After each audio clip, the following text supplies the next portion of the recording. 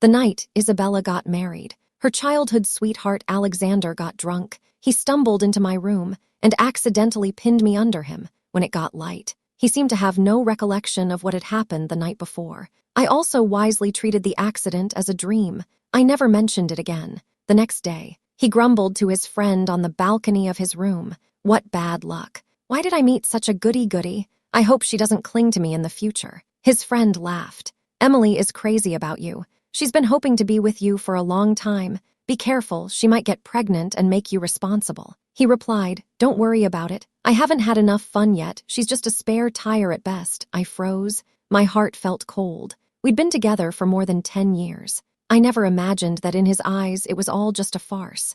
My lips were aching from biting them. I could even taste the blood, but I was completely unaware of it. Alexander's words were like a loud slap in the face. It hit me hard. My self-esteem completely collapsed. It turned out that he had known for a long time that I liked him, but he still felt justified in accepting my devotion. I never wanted him to take responsibility for what happened last night. I even secretly replaced the bloody sheets. In the morning, I saw him wake up as if nothing had happened. I was a little disappointed, but I was also relieved. I never expected this. Not only did he remember clearly, he also thought so badly of me. No wonder he found that things with Isabella weren't working out. Time and time again, he brought home new girlfriends. I wanted to leave, but then he treated me especially well. It made me feel there was still hope. In fact, he just saw me as a spare tire. I was just a joke, he told his friends. I grew up with him. I just graduated this year. Our families are both average. To save money, we decided to share an apartment. Now, it seems, there is no longer a need to share. This long period of unrequited love should also come to an end. I sniffed, got out the agency's phone number and called. Then, I pushed open the door to the room. Ready to go out for an interview, they were taken aback. When they realized it was me, their faces became complicated. I suppressed the discomfort in my heart. I bowed my head and tried to walk away, but Alexander's face was cold. He grabbed my arm. Seeing that things were not going well, his friend immediately ran away. Emily, did you hear what we just said? I heard his questioning. My heart was full of grievances which instantly welled up. I raised my bloodshot eyes. I looked straight into his eyes. He froze for a moment. Suddenly, he became a little irritated.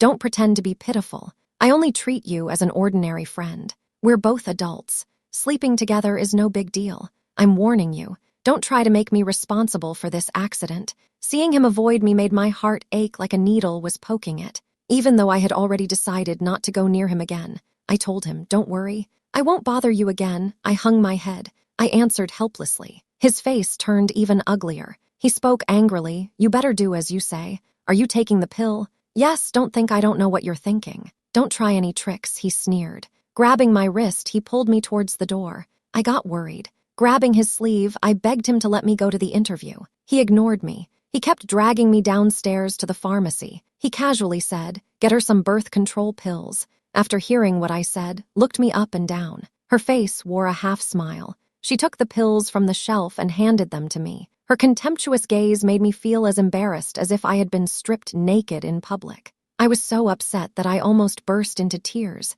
But Alexander was there to add to my misery. He urged me, take them quickly. Don't dawdle. You look listless. You were clearly into it last night. Now why pretend to be so reserved? The shop assistant's eyes widened in surprise. I couldn't help but let out a cry. My face instantly turned pale. My hands trembled as I swallowed the medicine. Then I fled the scene in a panic. When I arrived at the subway station, I could no longer control myself. I crouched on the ground, covering my face and crying. Why did he have to pretend to be a victim and humiliate me like this while drunk? It was clear that he had barged into my room last night. Every word Alexander said stung like a knife. I remembered last night when I was still feeling sorry for him. Now I just find it ridiculous. I brought this on myself. When I dried my tears and rushed to the interview location, the interview was already over. I took my resume and stood on the busy street. I felt utterly lost. This company was my lifelong dream. I had felt certain that I would get the job. But because of Alexander, I missed my chance. I sat on a park bench, lost in thought. It got dark before I went home, feeling dejected. When I arrived at my front door, I ran into a drunk Alexander. He opened his eyes drunkenly. He stopped me. Then he casually put his arms around me. He leaned in towards my lips. Suddenly, I felt a strong wave of nausea. I pushed him away as hard as I could. He stumbled a few steps. He hit the wall. This sobered him up a little. Are you still upset about what happened earlier? I was just messing around with my friends. Taking your medicine is for your health. Don't be angry, okay? He gently ran his finger across my nose. His eyes were full of love. I pursed my lips and took a few steps back. Here we go again. It's always the same. Every time we argue, he starts by giving me a hard time. Then he gives me a sweet. In the past, I was always caught between his unpredictable moods. Time and again, I wanted to leave, but each time I couldn't help but get sucked back in. I raised my patient eyes. I looked straight at him. I'll find a place to move in the next 2 days. I won't be in your way anymore. The smile on Alexander's face disappeared. Emily's face suddenly turned ugly. You can be angry, but don't go too far. Too far? How can stopping in time be going too far? I lowered my head and gave a bitter smile. I usually have a very good temper. Every time we argue, I'm the one who gives in first. I'm too accommodating around him. He's taken it for granted for a long time. He doesn't believe that this time I'm not just being emotional. I've really decided to leave him, however. This no longer matters.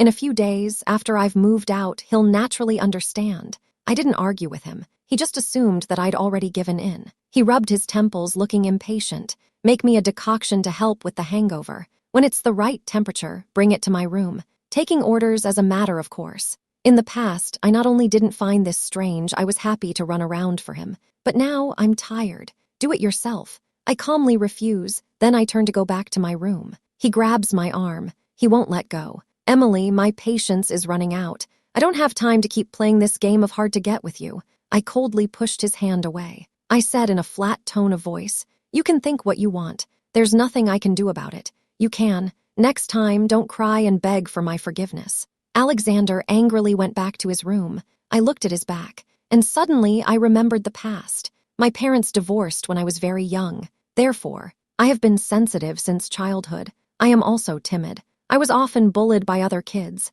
Every time he would stand up for me, he would wave his fists and chase the kids away. Ever since I started school, he has been like a knight in shining armor protecting me. He cared for me in every way. Unconsciously, I developed a deep affection for him, even when his parents jokingly said that they wanted me to be their daughter-in-law in the future. I didn't argue. He didn't argue either. He just looked at me with a smile of adoration. Later, when I went to university, he met Isabella, the school beauty queen. He changed completely. I was thinking about all this. Suddenly, I heard a knock on the door. Isabella stood elegantly in the doorway, holding a suitcase in her hands. She said softly, "Emily, sister. Hello, I've come to see Alexander." I didn't have time to say anything. As soon as Alexander heard her voice, he immediately ran out of the room. He looked at her deeply and asked, why have you come?" Isabella smiled. Her eyes flicked over to Alexander, and then to me, who was standing behind him with my head bowed. You still can't take care of yourself. Drinking is bad for you. I brought you some special wine from my hometown. Come and try some." Alexander listened, and his heart was deeply moved.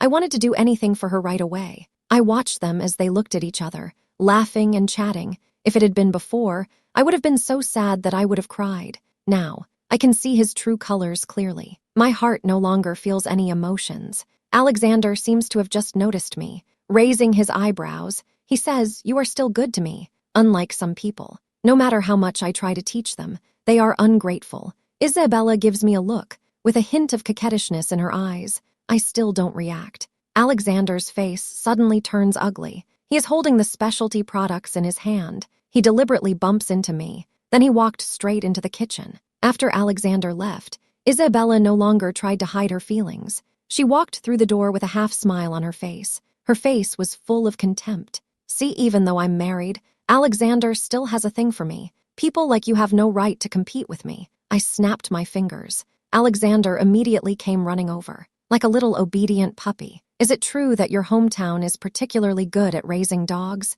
They all behave so obediently. It really makes people laugh." I looked at her coldly. "You've done a lot of bad things. Sooner or later, you'll reap what you sow. You're already married, and you're still flirting with other people. Be careful, one day you'll fall." Isabella was infuriated by my words. She raised her hand and tried to hit me. I blocked it. She pretended to take a few steps back. She bumped into the edge of the sofa. Before I could react, Alexander pushed me hard from behind. I couldn't help but rush forward. My head hit the corner of the coffee table hard. Blood slowly trickled down my forehead. The pain almost made me faint. Alexander's eyes tightened. He wanted to come and check on me, but when his eyes fell on Isabella, who looked so aggrieved next to me, he stopped in his tracks. He said angrily, "Emily, what are you doing? Isabella kindly brought us some local specialties. If you don't want to thank her, that's fine, but you shouldn't hit her." I hurriedly explained, but Isabella didn't let me finish. She hid in his arms,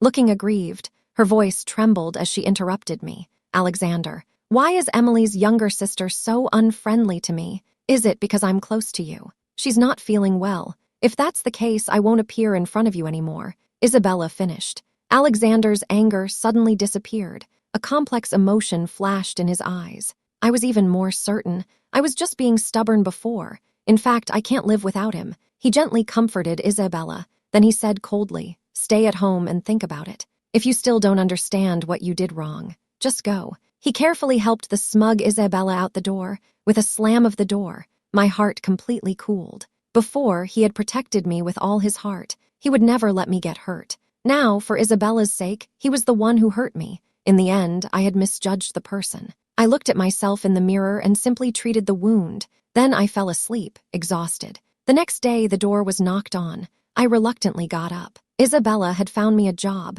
She told me to hurry up and get ready for the interview. Alexander leaned against the doorframe. His face showed impatience. He said, "Isabella is so tolerant. Not only did she not hold last night against you, she even helped you find a job. You really need to learn from her." I laughed coldly. I told her to go ahead. I can find a job myself.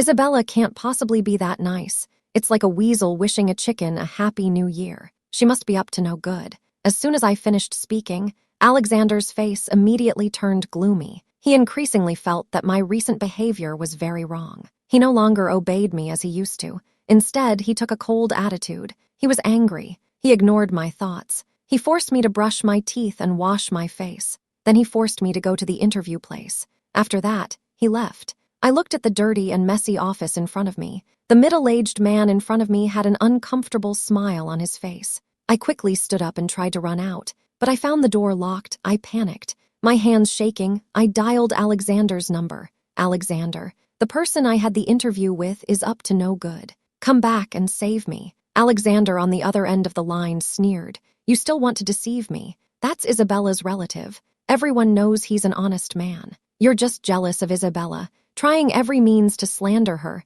It's disgusting." A beep sounded. The phone was hung up directly. The man approached me with lecherous eyes. I felt very scared. Just as his hand was about to touch my skirt, I quickly lifted my knee and slammed it into his abdomen. He crouched down in pain and yelled loudly. I seized the opportunity and immediately ran out of the room. I ran to a crowded place, finally unable to hold on, and my legs gave way. I sat down. Tears flowed uncontrollably down my face. "Can't you love someone without hurting them, Alexander? From now on, there will be no more feelings between us." She dried her tears and went to the police to report the incident. However, due to a lack of evidence, the police could do nothing. They could only give the man a verbal warning for his inappropriate behavior. After leaving the police station, I sat on the roadside for a long time. It was getting dark. I went home. I just opened the door to the shared apartment. A slap with anger hit my face heavily. A sudden, sharp pain came. I quickly covered my face, which was quickly swelling. I looked up at Alexander in surprise. His face was distorted with anger. "Emily, Isabella kindly introduced you to a job, but you reported a false police report against her relative. I am really disappointed." Facing his accusations that did not distinguish between right and wrong, I trembled with anger. I was about to slap him hard. Then a mocking laugh came from the side. "Phoo, don't do it. I'm generous. Your sister just needs to apologize." I looked into the living room. Suddenly, I noticed that Isabella and the man who tried to grope me earlier were also at home. I was so scared that I wanted to run away, but Alexander quickly grabbed my arm. "You did something wrong. You really should apologize." Apologize to Benjamin quickly. My heart was in turmoil. I was out of control. Benjamin narrowed his eyes and walked closer. "Girls are thin-skinned. Maybe she's embarrassed with you both here. Why don't I take her to her room and talk to her alone?" I cried and shook my head vigorously. Alexander looked at me. He looked hesitant, but at Isabella's persuasion, he nodded in agreement. Despite my best efforts to resist, I was still unable to resist Benjamin's strength and was dragged into the room. The moment the door closed, Alexander saw my desperate, lifeless expression. His heart tightened. It felt like he had been stabbed. Isabella tried to stop him, but he didn't listen. He rushed over and kicked the door open. In the room, Benjamin was on top of me. His pants were half off. Alexander saw this scene. His eyes suddenly reddened. He grabbed Benjamin by the collar and punched him hard. After that day, I was so scared. I hid in the shared apartment for 2 whole days without going out. During those 2 days, Isabella came crying to me to apologize, but Alexander was like a different person. He had a huge fight with her, and finally, he kicked her out. He was always so careful with me. He spoiled me rotten. He was better to me than all his previous lovers, but my heart had long since turned cold towards him. No matter how well he behaved, I would never change my mind. Originally, I just wanted to find a new place to live and move out. Now, I just wanted to get away from him. While he was out grocery shopping, I packed my bags and headed straight to my mom's house 1,000 miles away. He came back happily, expectantly opening the door. He saw that the room was clean and tidy, but there was no one there. The groceries he was carrying fell to the ground, spilling everywhere. The journey was too long. There were no direct trains or high-speed trains. It took a day and a night to get to the destination. On the bumpy train, I had a long dream. In the dream, I went back to the day when I was a child and first met Alexander. At that time, my parents were not getting along well. They divorced peacefully. My father and I had just moved next door to Alexander's house.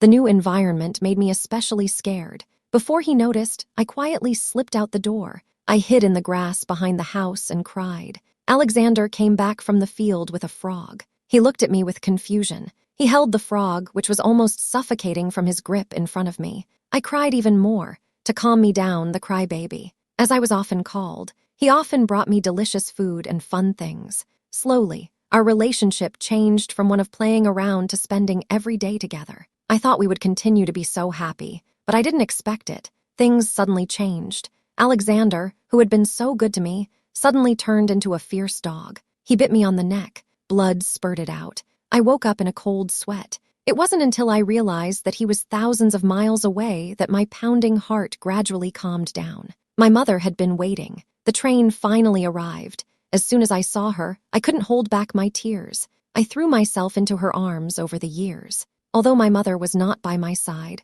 her love for me never diminished. Whenever she had the time, she would call me. Every holiday, she would come back to see me. Because my father remarried, she was worried that I would suffer, so she remained single. She had repeatedly tried to take me to her side, but my father did not stop me. At that time, I was unable to let go of that feeling in my heart, and I did not want to leave. Now I understand. My mother and I have met again. We were both so moved that tears welled up in our eyes. I didn't tell my mother about Alexander. He wasn't worth mentioning. Maybe by staying away from bad people, my luck had also changed for the better. Once I arrived in my new place, I quickly found a satisfying job. 2 days later, I started work. Sitting in a bright office, the sun shone directly on my desk. Everything was so good that it felt like a dream. However, in stark contrast to the warm atmosphere on my side of the room, was Alexander's shock and disbelief. He just couldn't understand it. After all, he had saved me. He had even broken up with Isabella for me.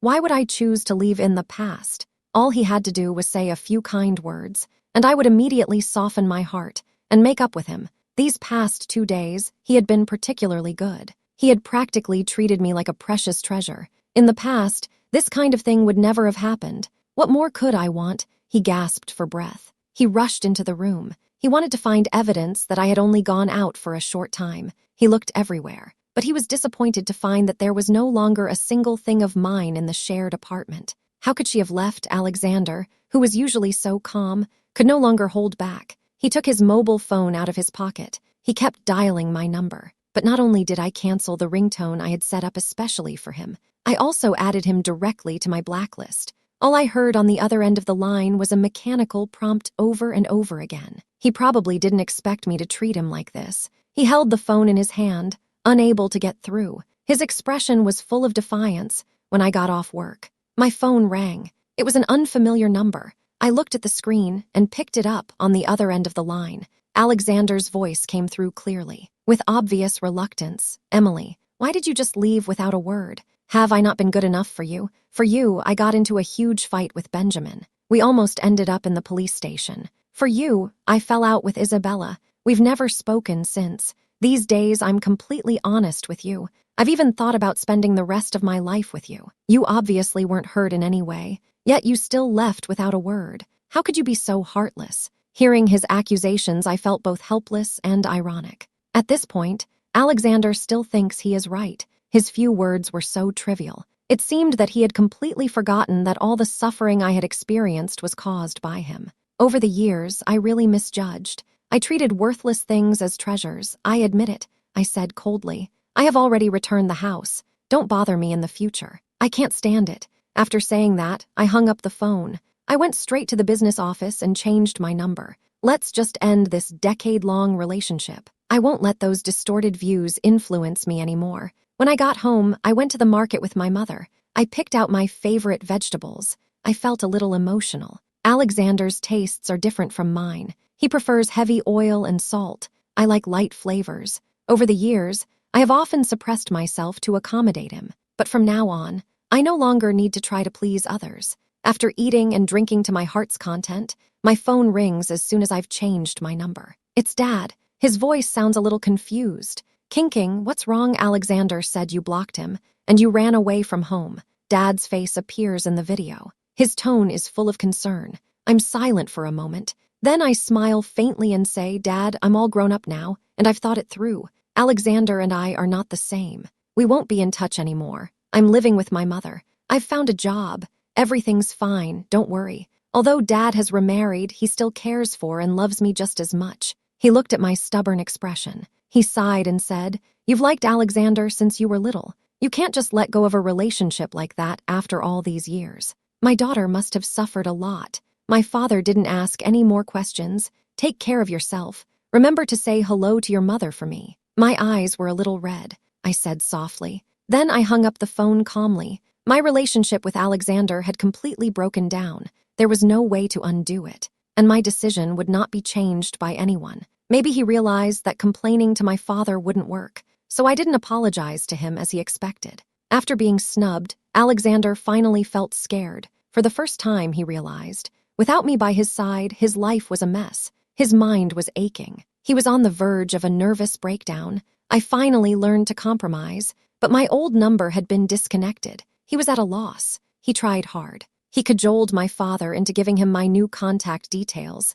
Then he couldn't wait to call me from a landline. King, I apologize. I really did wrong. I shouldn't have. I've had a lot of time to reflect. I shouldn't have hit you, and I shouldn't have put you in danger, even if you weren't physically hurt. Your heart must have suffered so much since you left. I've come to understand that the person I really love is you. If you'll forgive me, I'll do anything. Come back to me. Okay. On the other end of the line, Alexander was so nervous he could hardly breathe. He was afraid he would miss a word of what I was going to say. In the face of his sincere repentance, I calmly said, Alexander, don't lie to yourself. You don't love me. You were just taken care of too well by me in the past. Now you can't adapt to this change all of a sudden. In time, you will return to your previous cynical attitude. What you really love has always been only yourself. You've got it wrong. Things are not what you think. Alexander was eager to explain. I didn't give him the chance to continue. From that day on, Alexander really did not bother me for a long time.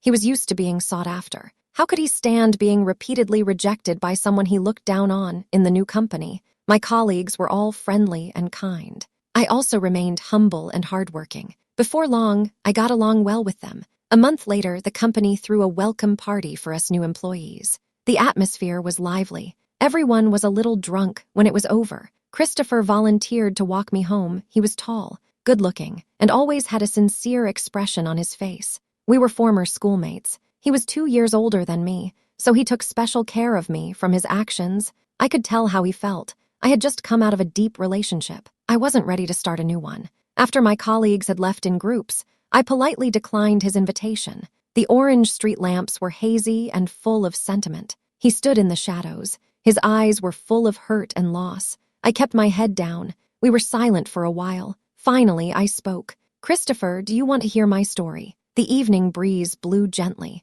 making my voice sound a little sad. Christopher listened quietly with gentle, encouraging eyes. I couldn't help but pour out all the grievances in my heart. After he had finished listening, not only did he not despise me, he also handed me a cup of hot drink with tender care. He called my name softly, Emily. He looked at me earnestly and said, "Love itself is not terrible. You just met someone who doesn't know how to cherish it. I will silently guard you. Even if you don't accept this feeling in the end, I won't complain." After that day, we got along more naturally. Our relationship was like that of friends, but closer than friends. Not quite lovers, but better than ordinary friends. I was very satisfied with this state of affairs. However, the fact that Alexander and I had fallen out spread among his circle of friends. While drinking and having a good time, someone jokingly made a bet how long it would take me to change my mind, and how long it would take me to shamelessly come crawling back to Alexander. Everyone laughed. They started to speak ill of me without restraint.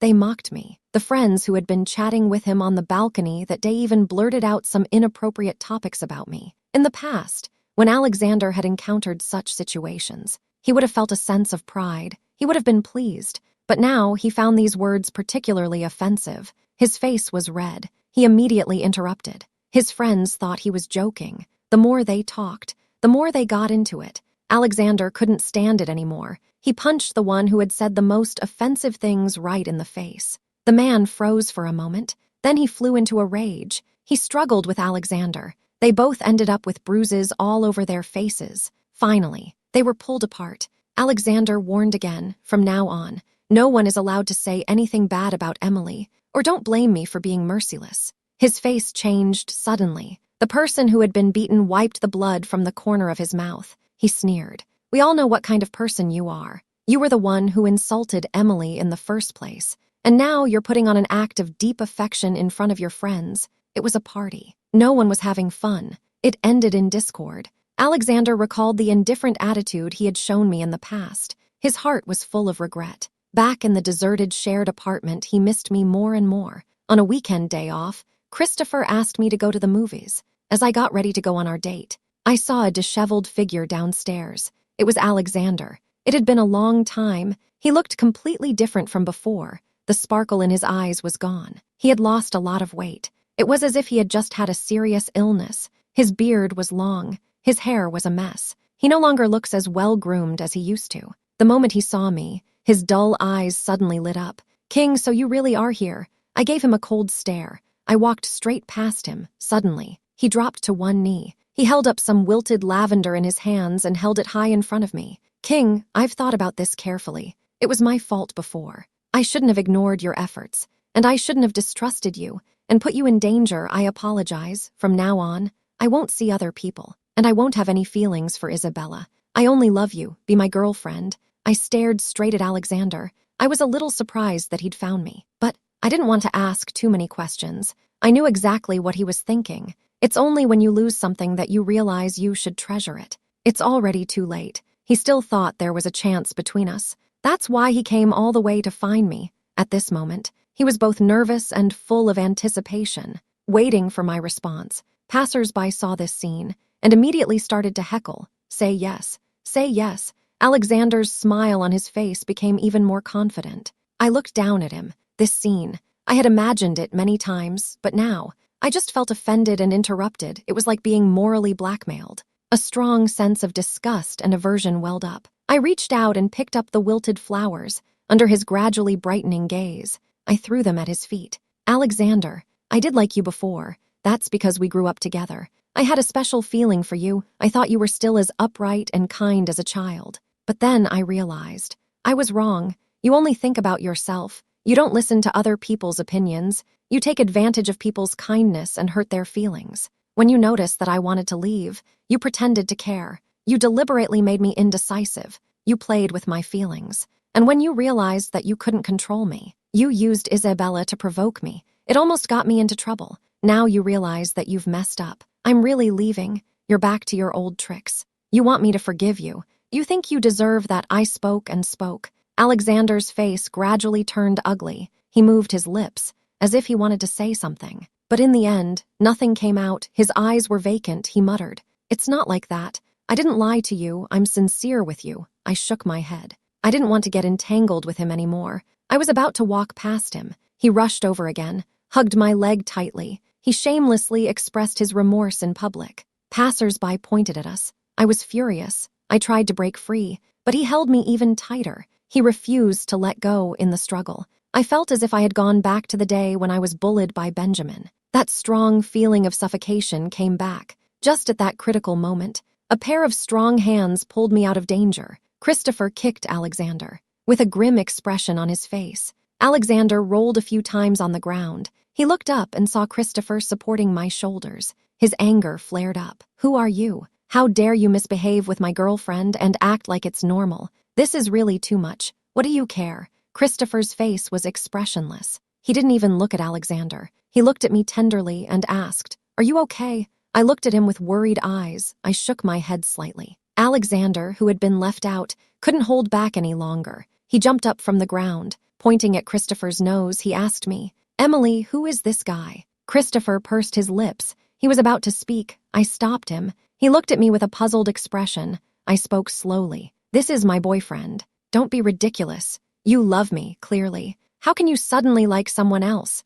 That person doesn't seem reliable. Don't let his appearance fool you." Suddenly, there was a loud clap of thunder in the sky, and torrential rain poured down. The passers-by stopped watching the commotion and ran away. Christopher stepped closer and closer. With a strong sense of oppression, he walked up to Alexander. I grabbed him by the collar and said coldly, "You'd better stop having those impractical dreams, or I won't be polite." Facing such a warning, he felt his dignity challenged. Alexander, on impulse, and said recklessly, "You probably don't know. Emily may seem conservative on the outside, but she's actually very open-minded. She and I have already had a relationship." I wasn't really drunk that night. She was right under me. Before he could finish his sentence, he was interrupted by a heavy blow. Christopher grabbed him by the collar and punched him hard in the face. Alexander was too weak to fight back and fell to the ground, covered in mud. He was unwilling to admit defeat and tried to get up and continue fighting. But when he looked up, he saw my face full of pain and disappointment. He froze. He didn't move again. After that day, we never got in touch again. My relationship with Christopher developed rapidly, thanks to Alexander's help. Within a few months, we were already talking about getting married. When I went back to see my father, he told me about Alexander. Alexander had an affair with Isabella before, and her husband found out. Her husband was very vigilant. He immediately sent someone to investigate the matter. The result was a surprising discovery. She was not just having an affair with one man. She had ambiguous relationships with multiple men. Alexander was just a common pastime in her many romantic experiences. Isabella and her husband had a big age difference, one for money, the other for the other person's youth. Each had their own agenda. They should have been able to live in peace, but they found out that they had been betrayed. And not just once. No one can remain calm in such a situation. Isabella was locked up at home. She suffered serious injuries. The men she had relationships with also suffered reprisals. Alexander's teeth were knocked out in the blood. His body was covered in bruises. There was no good spot on him. His mouth was gagged. He couldn't even scream. After half an hour of being beaten, Alexander was already dying. The thugs then walked away with their heads held high. When someone found him, there was a piece of paper stuck to his forehead. It said, "Seducing a married woman. If there's a next time, I'll destroy you. There are a lot of young people living in this building." Before Alexander was taken to the hospital, he became an internet sensation on video apps. He may lose his leg, and he's lost face. My father deliberately avoided Christopher when he spoke. He secretly observed my expression. Seeing that I didn't even frown, he was completely relieved. Meanwhile, in the hospital, Alexander lay in his hospital bed, looking at my photos on his phone. He gave a bitter smile. Benjamin had already reported me to the police before I moved out of the shared apartment. He was arrested and sent to prison. After the police investigation, it was discovered that he not only tried to assault others, but also sold indecent videos. It even involved drugs. With all these charges combined, he would never get out of prison in his lifetime. I took Christopher's hand and we walked slowly along the river. The afterglow of the sunset fell on us. We took each step towards a happy future.